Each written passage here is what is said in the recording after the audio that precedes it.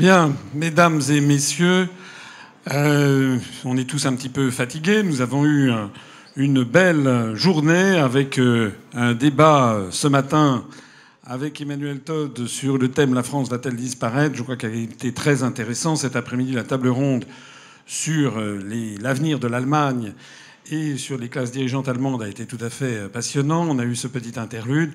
Avant d'aller dîner, après le dîner, vous savez qu'il y aura la tombola. J'espère que vous avez fait vos emplettes de tickets de tombola. Sinon, il faut continuer à le faire.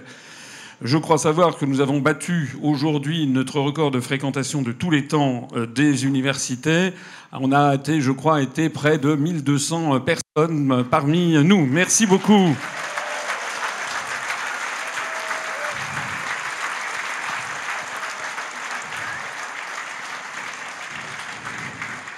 Nous avons également battu un record, c'est la couverture médiatique de cette université, avec une très belle couverture, en tout cas une couverture à laquelle nous n'avions jamais eu accès. Et je voudrais en profiter pour remercier du fond du cœur, kokoro kara, comme on dit en japonais, kokoro kara onegai iteshimasu. Merci à tous les journalistes qui sont venus pour couvrir l'événement de cette université.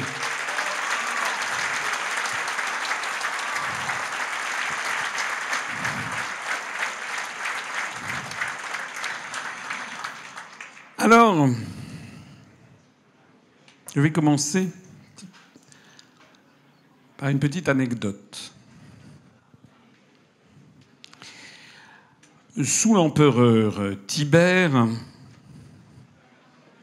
dans la Rome ancienne, vivait un écrivain, un essayiste, un moraliste qui s'appelait Valerius Maximus, Valère Maxime. Et il raconte une anecdote assez extraordinaire qui concerne le tyran Denis de Syracuse, qui martyrisait son peuple et tous les Syracusains, Syracuse c'est en Sicile, maudissaient le tyran. Sauf une vieille femme et qui priait les dieux pour le salut de Denis de Syracuse. Le tyran, ayant eu vent de cette étrange attitude, avait convoqué la vieille femme pour lui demander « Mais pourquoi pries-tu les dieux pour mon salut ?» Et elle avait répondu ceci. Ô Denis, tyran de Syracuse, lorsque j'étais jeune, nous avions un dictateur extrêmement sévère. Et comme tout le monde, je priais pour qu'il soit remplacé. Et puis il a été remplacé, mais son successeur a été pire. Alors, comme tout le monde, j'ai prié pour qu'il soit remplacé. Et son successeur, c'est toi. Et tu es encore pire. Alors, je prie pour que tu restes, parce que sinon, ton successeur va être encore pire.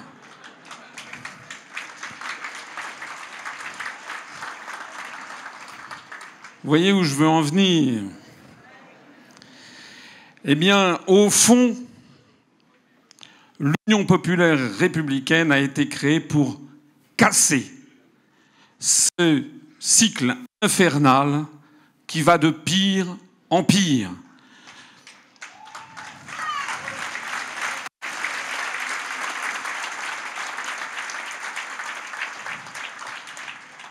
La situation de la France est d'une exceptionnelle gravité.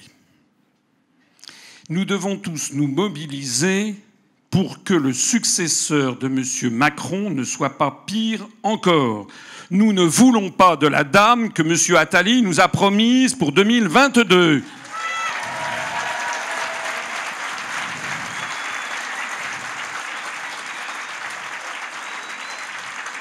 Nous ne voulons pas que l'oligarchie qui a pris les manettes en Occident et notamment en France nous impose encore pire que Macron, parce que Macron, on a atteint, je crois, le fond.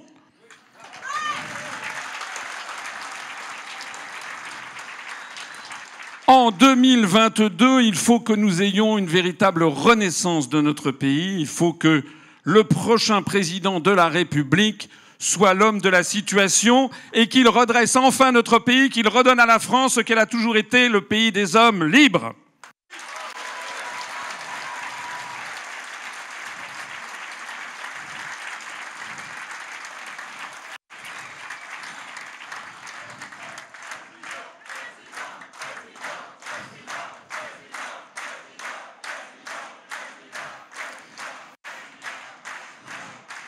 Je vois qu'il y en a qui ont compris. Il faut qu'en 2022, je sois élu président de la République.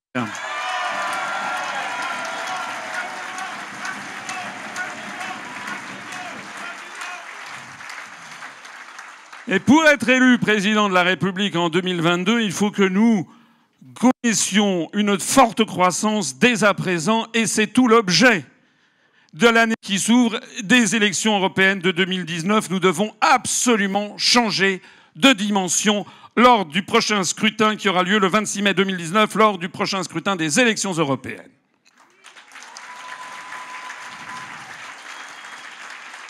Nous sommes sur une trajectoire fortement ascendante. Je rappelle qu'au début, le 1er janvier 2017, nous avions 14 000 adhérents.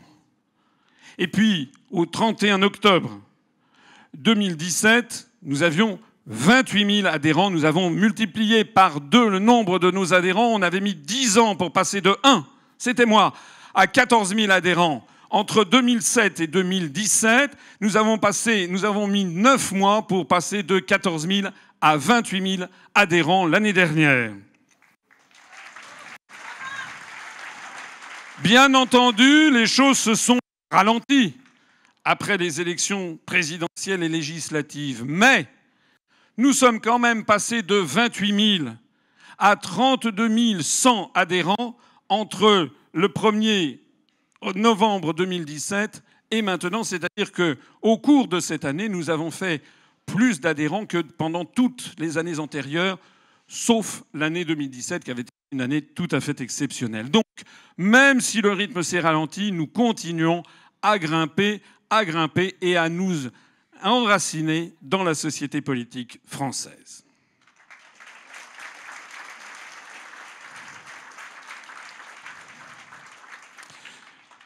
En réalité, la situation de la France est celle d'un pays qui est en train d'être détruit. Pourquoi est-ce que la France est appréciée dans le monde ? Elle est appréciée dans le monde, et je l'ai encore vu lorsque je suis allé récemment au Japon, où j'ai été, soit dit en passant, extrêmement bien reçu à très haut niveau. Elle est appréciée dans le monde pour un certain nombre de caractéristiques. Premièrement, parce que c'est le pays de la liberté dans l'esprit des peuples du monde.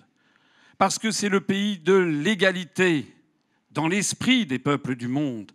Parce que c'est le pays de la fraternité dans l'esprit des peuples du monde. Parce que c'est le pays de la laïcité. Parce que c'est le pays qui n'a pas mis au firmament de ses valeurs le dieu Mammon, le dieu de l'argent, parce que les Français sont ainsi, que pour eux, il y a autre chose dans la vie que le fric et le fric.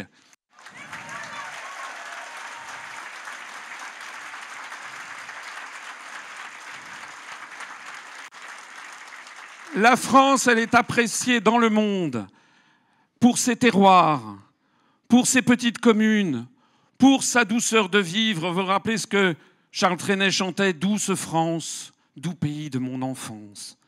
C'est ça que le monde attend aussi de la France, un art de vivre, une gastronomie, une agriculture respectueuse des terroirs, une éducation qui permet aux êtres humains de s'émanciper, de réfléchir par eux-mêmes, de ne pas être lobotomisés par une télévision ou un cinéma qui n'avise qu'une chose, les transformer uniquement en consommateurs abrutis.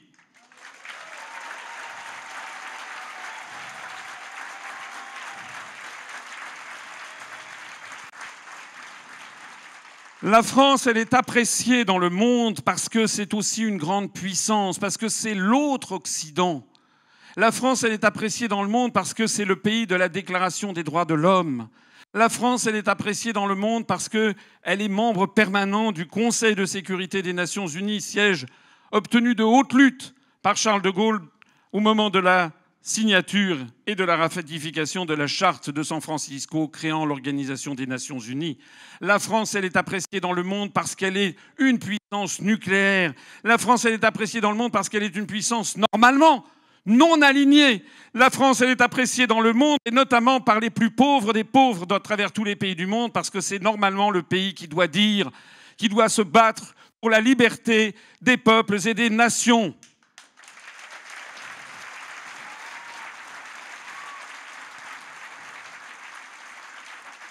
La France, elle est appréciée dans le monde par sa culture.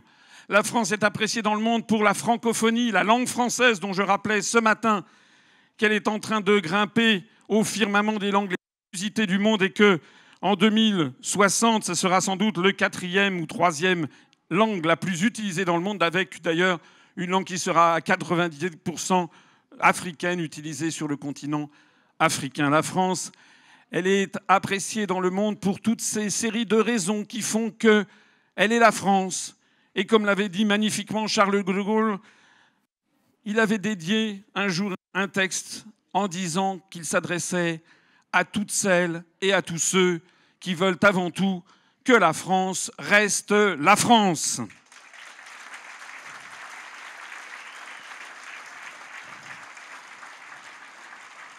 Eh bien, notre pays est abîmé. Notre pays est détruit progressivement sur toutes ses caractéristiques. Et remarquez bien que toutes ces caractéristiques qui font que la France est la France sont attaquées précisément par la construction européenne, par notre appartenance à l'Union européenne. La liberté est de plus en plus remplacée par une société de surveillance généralisée, par une édiction de normes qui font que désormais on ne peut plus rien faire sans être surveillé partout et toujours, avec la bénédiction de l'Union européenne qui pond en permanence des nouvelles normes. Aux dernières nouvelles d'ailleurs, il paraît qu'on va avoir maintenant des cartes grises sur les vélos. À quand une carte grise sur les skis? À quand une carte grise sur les patins à roulettes et sur les charentaises? Ça suffit comme ça.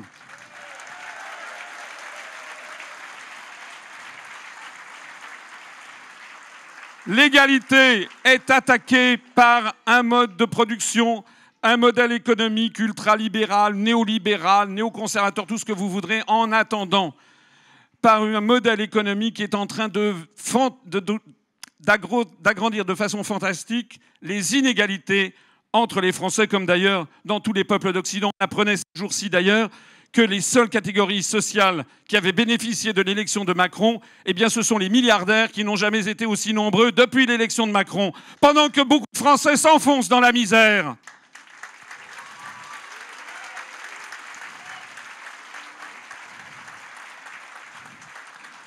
La fraternité est attaquée par le communautarisme venu d'outre-Atlantique, magnifié par, si j'ose dire, par notre appartenance à l'Union européenne, qui nous force en permanence, ainsi que les médias, à développer un mode de civilisation qui n'est pas le nôtre, puisque je rappelle que pour les Français, pour la République française, il n'y a pas de catholiques, pas de protestants, pas de juifs, pas de musulmans, pas de confucéens, pas d'athées. Il n'y a pas de gays, de trans, il y a tout simplement des citoyens français, quelle que soit leur couleur de peau, quel que soit leur sexe, quelle que soit leur orientation sexuelle, ce sont tous des Français.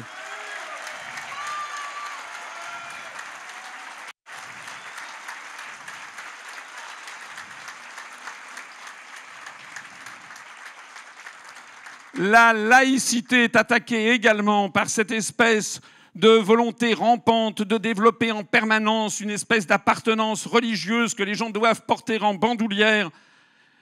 La laïcité est attaquée par notamment tous ces mouvements qui se réclament de diverses idéologies, d'une religion qui a perdu en fait pied avec les textes d'origine et avec tout simplement le bon sens. Je rappelle que notre appartenance à l'Union européenne s'inscrit dans le choc des civilisations promu, voulu par les néoconservateurs américains, promu, voulu par le livre de Samuel Huntington sur The Clash of Civilizations, qui est fondé précisément sur une division du monde en fonction des religions. Cela, nous ne l'accepterons jamais.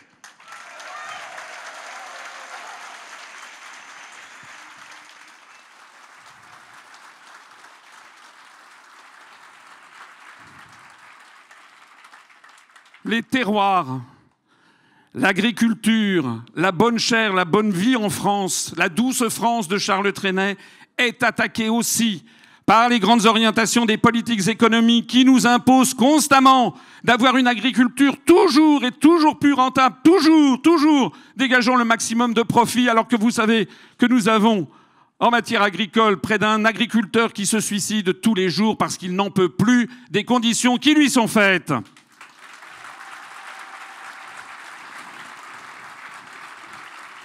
La douceur de vivre, ce sont aussi nos petites communes. Que serait la France sans ces petites communes qui sont les héritières des paroisses d'Ancien Régime? Pourquoi voulons-nous absolument imiter le modèle américain, le contre-modèle américain ou le modèle allemand, des pays qui n'ont pas notre histoire, qui n'ont pas notre taille, qui n'ont pas notre sentimentalité vis-à-vis justement des paysages, de la diversité de la France?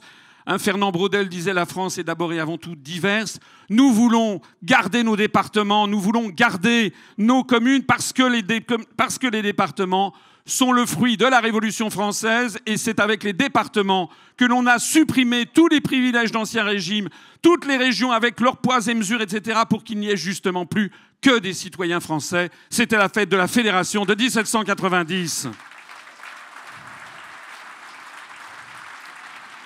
Nous n'accepterons jamais la dissolution de l'unité nationale que les traîtres qui sont actuellement aux commandes de l'État sont chargés de mener. Lorsque vous pensez que le président de la République, j'ai même pas envie de l'appeler comme ça, appelons-le le locataire provisoire de l'Élysée, lorsqu'il va en Corse, eh bien, il n'est même pas capable de faire que respecter la loi et que le président de l'Assemblée de Corse mette le drapeau français dans son bureau. Monsieur Macron et monsieur Philippe sont en train en ce moment de faire une forfaiture en Alsace, contre la volonté des Alsaciens eux-mêmes, en supprimant les départements, en créant une collectivité Alsace ayant vocation progressivement à s'échapper du giron national pour faire une de ces euro-régions traitant directement avec Bruxelles. C'est le démembrement de l'unité nationale qui commence. Il faut en avoir conscience.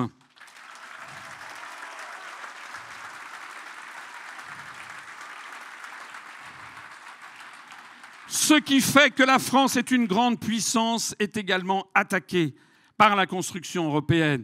Nous en avons parlé suffisamment au cours de cette journée. La destruction de l'industrie française, avec notamment la libre circulation des mouvements de capitaux promus par l'acte unique, puis par le traité de Maastricht.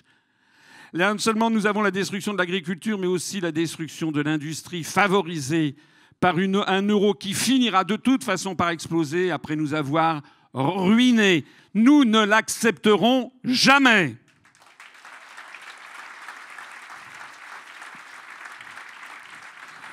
Le statut de grande puissance de la France, c'est-à-dire le siège permanent au Conseil de sécurité, le mari de Brigitte Trogneux, semble-t-il, dans ces moments de délire qui sont de plus en plus nombreux, semble-t-il, aurait décidé de le prêter ou de le fourguer ou de l'assimiler ou de le jumeler avec l'Allemagne et pourquoi pas avec l'Union européenne. Nous ne l'accepterons jamais.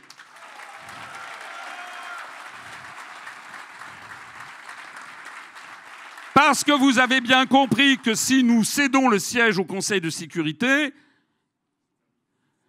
c'en est terminé de la France comme grande puissance et nous aurons donné un siège supplémentaire à l'oligarchie euro-atlantiste. Ce qu'attendent les peuples du monde, c'est que justement, comme l'avaient fait Jacques Chirac et Dominique de Villepin en 2003, la France au Conseil de sécurité empêche actuellement les États-Unis, mais peut-être demain la Russie ou la Chine, parce qu'il faut voir loin, empêche qui que ce soit, quelque grand pays que ce soit, de violer le droit international.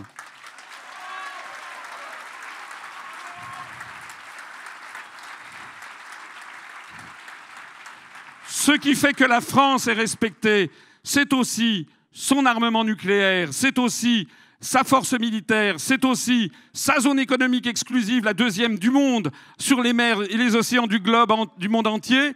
Eh bien, ceci aussi est en train d'être menacé puisqu'on prête à M. Macron la volonté peut-être de partager notre force nucléaire avec les Allemands, tandis que lorsqu'il se rend en Nouvelle-Calédonie, au moment où il va y avoir un référendum fondamental pour ou contre l'indépendance, le président de la République, bafouant la Constitution française, dit « Ah, je ne me prononce pas ». Mais s'il ne se prononce pas, eh bien, il doit dégager, il n'est pas digne de la fonction qu'il a obtenue.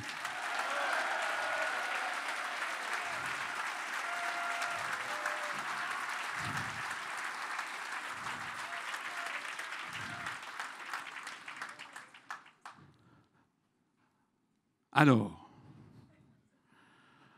en fait, c'est maintenant une question de vie ou de mort pour notre pays.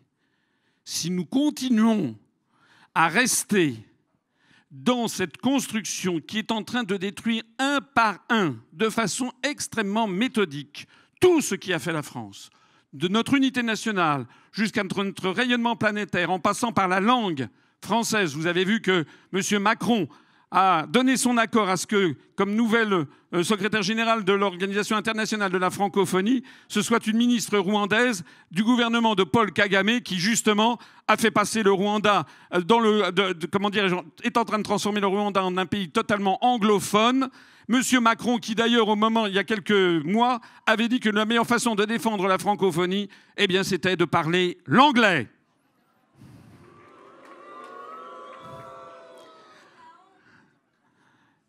En fait, oui, M. Macron nous fait honte.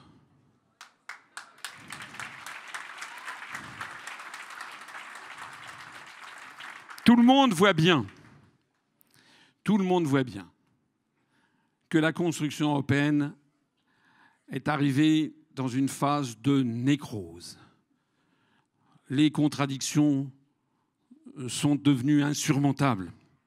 Déjà, l'Europe des 6 du temps de Charles de Gaulle ne marchait pas, alors même que l'Allemagne était divisée en deux, que l'Allemagne de l'Ouest était un nain politique au niveau international puisqu'elle sortait des horreurs du nazisme, alors même que l'Italie était très pauvre au-dessous de Rome, alors même que la France, dans l'Europe des 6, était le seul pays membre du Conseil permanent du Conseil de sécurité, et alors même qu'il y avait à la tête de la France Charles de Gaulle. Alors si Charles de Gaulle n'a pas réussi à imposer une Europe française comme il en avait caressé le projet dans les années 64-65, vous pensez, avec 5 autres pays, vous pensez bien comment Macron va pouvoir imposer quoi que ce soit dans une Union européenne désormais à 28 États, avec un pays qui domine les autres de la tête et des épaules, qui s'appelle l'Allemagne, le tout placé sous la surveillance et la domination des élites euro-atlantistes.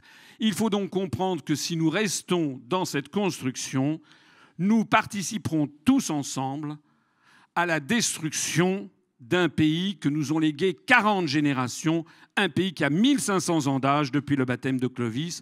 Est-ce que c'est notre génération qui va mettre un point final à l'histoire de France? Eh bien ça, je ne l'accepterai jamais, et vous non plus.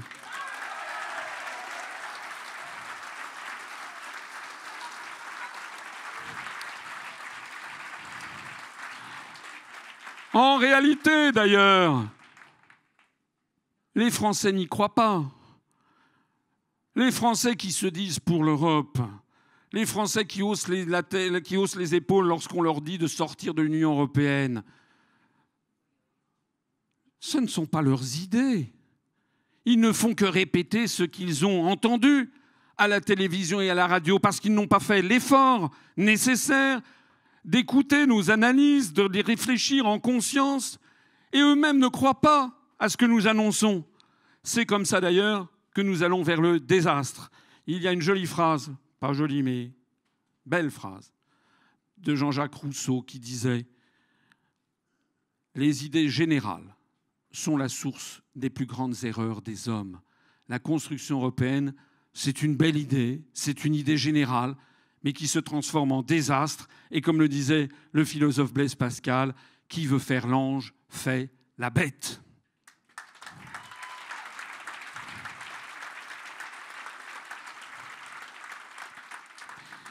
En réalité, nous sommes arrivés dans une telle impasse. On voit d'ailleurs que la construction européenne commence à s'effilocher. C'est un tissu très fatigué qui commence à se trouer d'un peu partout.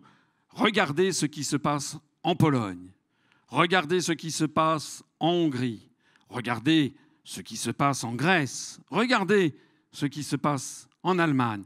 Regardez ce qui se passe en Italie. Regardez évidemment ce qui se passe au Royaume-Uni. Regardez ce qui se passe au Danemark ou en Suède, où on a refusé sagement l'euro. Regardez ce qui se passe au Portugal, où, contrairement à une légende véhiculée sur Internet, en réalité, la situation au Portugal continue à être désastreuse. Et regardez ce qui est en train de se passer en France. Nos dirigeants politiques, de l'extrême droite à l'extrême gauche, en passant par l'extrême centre, ont parfaitement compris que ça ne marche plus. Sauf qu'ils ont laissé leur courage au vestiaire. Sauf que ce sont des lâches, des peureux, qui ne sont pas capables d'appeler un chat et de dire, face au peuple français, nous devons désormais sortir de l'Union européenne et de l'euro.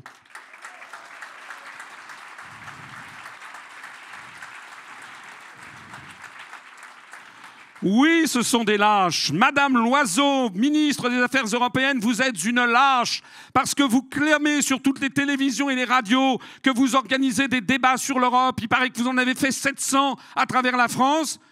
On m'a dit, quelqu'un m'a dit qu'ils y étaient allés, trois adhérents de l'UPR sont allés à un débat qui était organisé par Madame Loiseau. Ils étaient tout seuls. Le débat n'a pas eu lieu. Nous avons invité, j'ai invité Madame Loiseau, Madame la ministre chargée des Affaires européennes, puisqu'elle disait qu'elle voulait des débats, je l'ai invitée à venir à cette université qui est la plus grande université politique maintenant de France, probablement à égalité avec France Insoumise en doute. En attendant, nous avons plus de monde que tous les autres partis politiques qui n'ont même pas été capables d'organiser une université. Nous l'avons invitée à venir débattre de l'Europe. Madame Loiseau a dit qu'elle avait piscine ce jour-là et qu'elle n'avait aucun collaborateur qui pouvait venir débattre avec nous de l'Europe. Voilà ce que c'est que les européistes. Ils ne veulent débattre. Ils ne veulent débattre de l'Europe qu'avec les gens qui sont d'accord avec eux.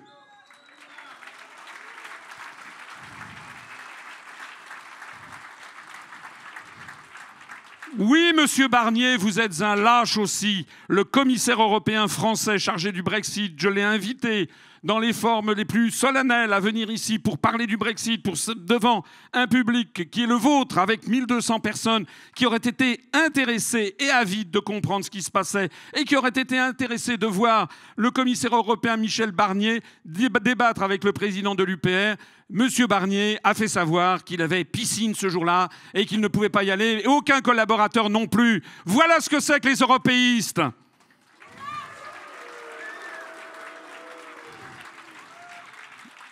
Oui, monsieur Mélenchon, vous êtes un lâche parce que je vous ai invité à venir à cette université, parce que vous ne m'avez pas invité à l'université de la France Insoumise, parce que votre prétendue insoumission vous a fait inviter des députés des Républicains. Tiens donc, qu'est-ce que pensent les adhérents et les électeurs de France Insoumise quand ils voient que M. Mélenchon invite des députés républicains à son université et ne nous invite pas, nous, pour débattre des questions européennes? Qu'est-ce qu'ils en pensent ?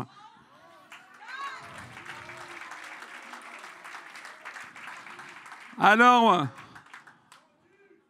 M. Mélenchon, vous l'avez vu, n'a pas de mots assez durs contre M. Macron. Dans son dos. Il le traite de faux cul, hypocrite. Il le traite de plus grand xénophobe qu'on ait jamais vu. Tout ça, c'est les noms d'oiseaux que M. Mélenchon a utilisés contre Macron au début septembre. Sauf que d'un seul coup, il rencontre le président de la République sur le trottoir à minuit à Marseille. On se demande d'ailleurs ce que faisait le président de la République sur le trottoir à minuit à Marseille. Et vous avez vu ce qui se passe, vous avez vu ce qui s'est passé, comment M. Mélenchon, d'une servilité, d'une indignité, on dirait un personnage de Dostoïevski, comment d'une indignité, il a dit « Oh non, Monsieur le Président, non, non, non, non, non, non, non, mes propos, ça n'était qu'une exagération marseillaise. » Mais comment pouvez-vous faire confiance à quelqu'un comme ça qui est capable de se déballonner comme un lâche dès qu'il voit Macron, le mari de Brigitte Trogneux?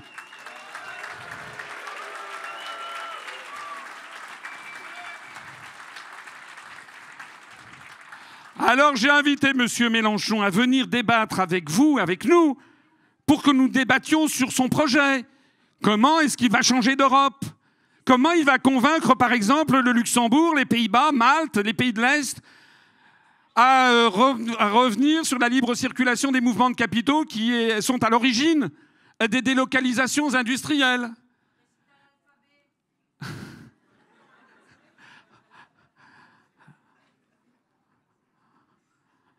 En réalité, M. Mélenchon n'a même pas eu la courtoisie de Mme Loiseau et de M. Barnier, puisque Yavar Siakal-Roudy, mon chargé de mission qui s'est occupé de ça, a passé son temps à appeler son cabinet, son attaché parlementaire à l'Assemblée nationale.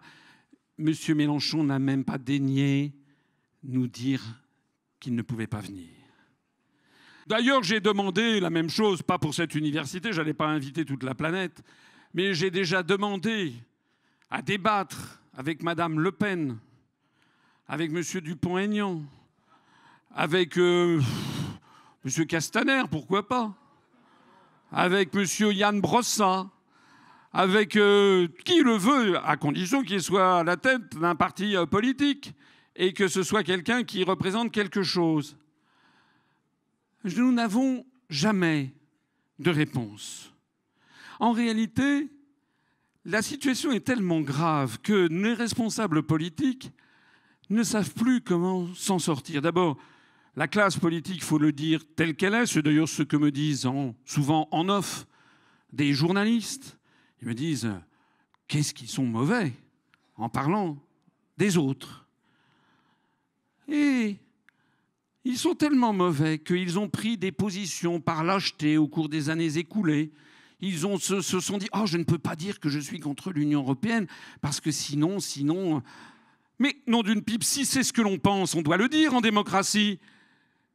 Tous ceux qui sont là à vous dire que « ah non, mais oui, Asselineau, il est pas malin politiquement.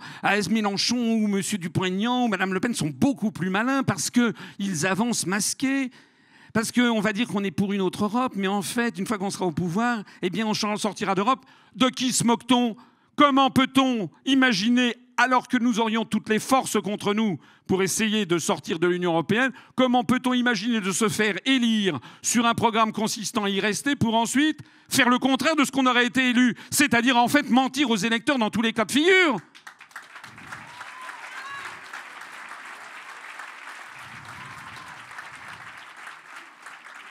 En fait, le modèle de toute cette caste politique, c'est du Tsipras.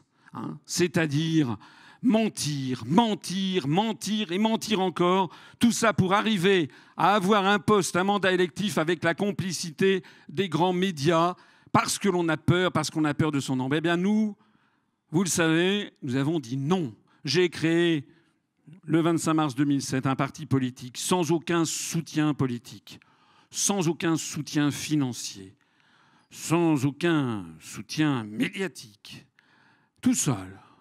Et puis avec quelques personnes qui nous ont rejoints. Et puis, ça a été très difficile. Et puis, progressivement, grâce à Internet, qui est l'équivalent de la BBC de 1940, eh bien, progressivement, nos analyses ont commencé à se développer. Et puis, nous nous sommes heurtés aux pires calomnies. On m'a traité de tous les noms. Mais c'est normal. Celui qui dit la vérité, en général, commence par être calomnié. Et puis, petit à petit, nous sommes parvenus à participer aux élections européennes de 2014, et puis aux élections régionales de 2016, et puis nous sommes parvenus à participer à l'élection présidentielle de 2017, et puis aux élections législatives de 2017, où nous avons été le parti présentant le plus de candidats dans 574 circonscriptions sur 577 circonscriptions. Et puis maintenant, eh bien, non seulement l'envol ne s'est pas arrêté, mais il continue à se poursuivre au point même au point même que des personnalités très connues nationalement et internationalement, comme par exemple Emmanuel Todd, a décidé de venir. Il a dit, parce qu'il a examiné de près notre programme, il s'est dit, en fait, ça mérite quand même que j'y aille pour donner un coup de chapeau. Je n'ai pas dit qu'il avait adhéré à l'UPR, mais il participe au fait que désormais nous prenons toute notre place sur la scène politique française.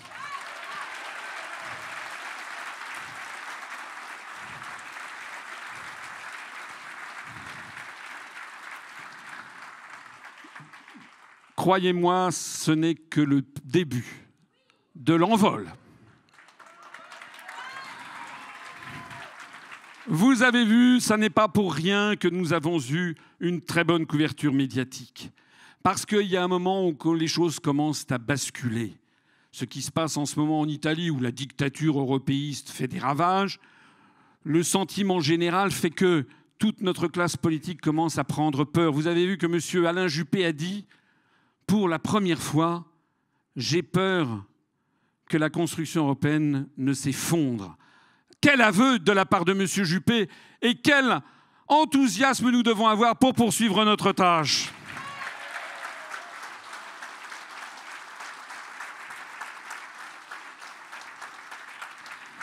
La réalité, c'est que nous avons affaire à des responsables politiques qui sont en fait étymologiquement des irresponsables. Parce qu'un responsable, c'est celui qui apporte une réponse aux Français.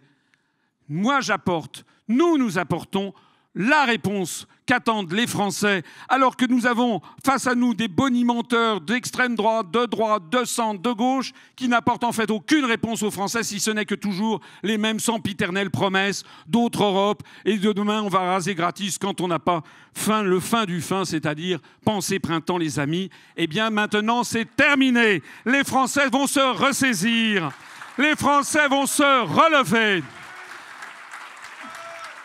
Parce qu'à force de dire nous et n'importe quoi, toute notre classe politique est en train de devenir dingo. C'est ça qui est frappant dans la classe politique française. Nous sommes dirigés de plus en plus par des cas psychiatriques.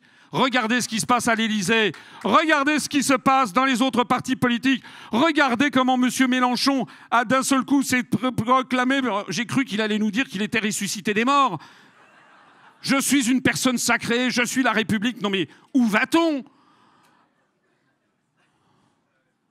En réalité, c'est l'ensemble de la classe politique française qui est en train de tourner folle. Et c'est l'ensemble de la classe politique française qui, maintenant, va de prétoire en prétoire, pour ne pas dire en cabinet psychiatrique. Il y a quand même... Je voyais d'ailleurs que M. Wauquiez a dit, et s'est étonné que les juges d'instruction... poursuivent Fillon, Madame Le Pen, M. Mélenchon, M. Hamon et pas M. Macron. Il a raison d'ailleurs de s'inquiéter. Pourquoi M. Macron n'est pas poursuivi sur ses comptes de campagne? C'est un véritable scandale. Je rappelle d'ailleurs qu'il paraît que j'étais quasiment le plus riche des candidats, alors que moi j'ai déclaré tout simplement ce que j'avais au bout d'une carrière de haut fonctionnaire mis de côté, c'est-à-dire un appartement parisien en gros. Je n'ai pas d'action, j'ai pas... Et mais M. Macron, qui lui a gagné des sommes folles pendant des années, là, chez Rothschild 3 ou 5 millions, paraît-il qu'il a simplement 2 pièces cuisine à Pigalle. Bon. Monsieur Wauquiez s'est étonné de cette situation, mais Monsieur Wauquiez a dit c'est incroyable parce que le seul candidat à l'élection présidentielle qui n'est pas poursuivi par la justice, c'est Macron. Mais non, Monsieur Wauquiez, il y a d'autres candidats à l'élection présidentielle que cette petite comédie, ce petit groupe qui a décidé qu'ils étaient des grands candidats, alors qu'en fait, ce sont des tout petits candidats puisqu'ils sont des lâches et qu'ils mentent constamment aux Français. En 2017, il y avait un grand candidat, c'était celui qui avait annoncé aux Français très exactement ce qui allait se passer, c'est-à-dire que nous serions sous la dictature des grandes orientations de politique économique, qu'on s'attaquerait aux retraites, aux droits du travail, qu'on mettrait en coupe réglée l'économie française, la privatisation des services publics, la destruction de nos libertés publiques. Ce candidat, vous savez qui c'était? C'était moi.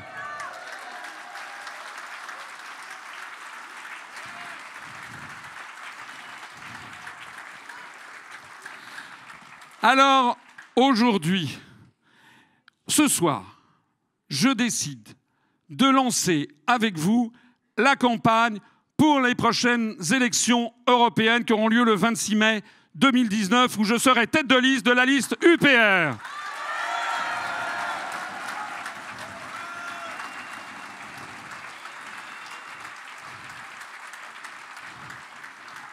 Cette liste sera placée sans ambiguïté sous le signe du Frexit, la sortie de l'Union européenne, de l'euro et de l'OTAN. Cette liste sera au-delà placée sous le signe de la résurrection de la France.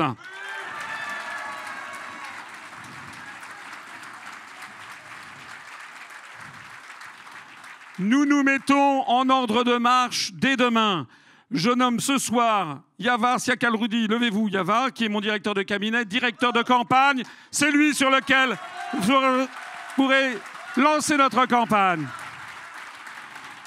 Dès demain, dès les prochains jours, je vais lancer une campagne de collecte de dons parce qu'il est nécessaire que nous ayons au moins 1 200 000 € pour faire cette campagne. Ça va être la revanche de l'élection présidentielle. Nous avons 400 000 € en caisse. Il nous en manque 900 000 € pour faire les tracts, les professions de foi, les affiches que nous collerons à travers toute la France, pour organiser les grands meetings que je compte faire comme pour l'élection présidentielle. Ça sera la revanche de l'élection présidentielle de 2017. Nous avons besoin de vous tous pour participer au financement de cette campagne.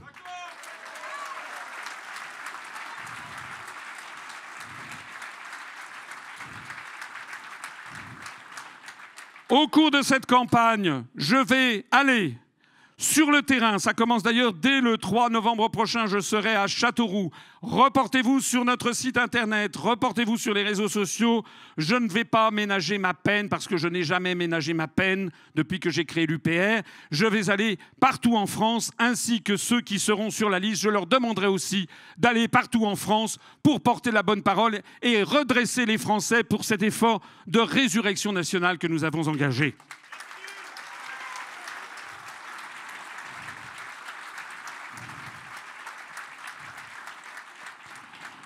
Le 29 mars 2019, je serai présent à Londres avec tous nos adhérents londoniens, anglais, les adhérents de l'UPR et tous ceux qui pourront traverser le Channel pour fêter, pour célébrer avec éclat et avec joie la sortie de l'Union européenne du Royaume-Uni. Je vous donne rendez-vous à Londres le 29 mars 2019.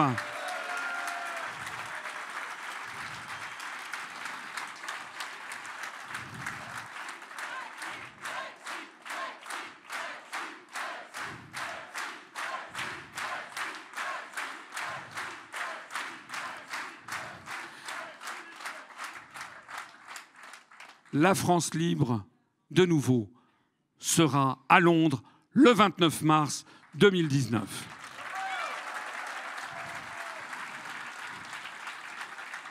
Le lendemain, je ferai une grande manifestation à Paris pour célébrer, avec quelques jours de retard, mais ça tombe, il faut choisir un samedi ou un dimanche, pour célébrer les 12 ans de notre mouvement politique, pour fêter la 12e bougie de notre mouvement politique. Nous aurons donc également une grande réunion publique à Paris le 30 mars 2019.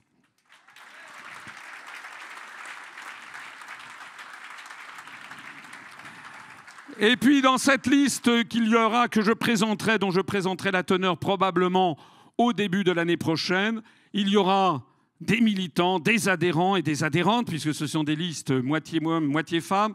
Eh bien, nous aurons des adhérentes et des adhérents, des militants de toute la France, y compris de la France de l'outre-mer. Mais nous aurons également, je l'espère, le ralliement de 1, 2, 3 personnalités extérieures qui seront avec nous et qui, tout en n'appartenant pas à l'UPR, apporteront leur notoriété à notre grand mouvement de libération nationale et, j'allais dire, de résurrection nationale.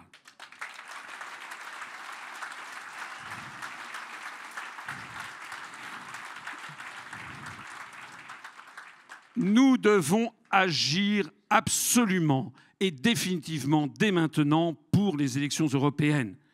Il nous faut absolument dépasser la barre des 5% aux élections européennes pour avoir des députés, pour faire connaître l'UPR au niveau européen, au niveau national. Il faut dépasser les 5, les 6, les 7, les 8.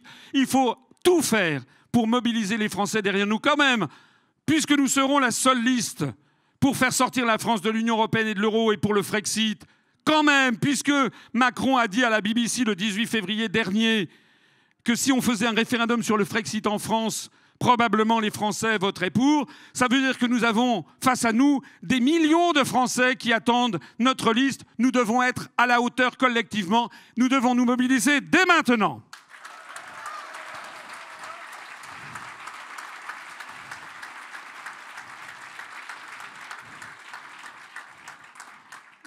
Je compte sur vous. Je terminerai en citant cette admirable parole de Charles de Gaulle dans son discours du 14 juillet 1943. Soyons fermes, purs et fidèles, car au bout de nos peines, il y a la plus grande gloire du monde, celle des hommes qui n'ont pas cédé. Vive la République et vive la France!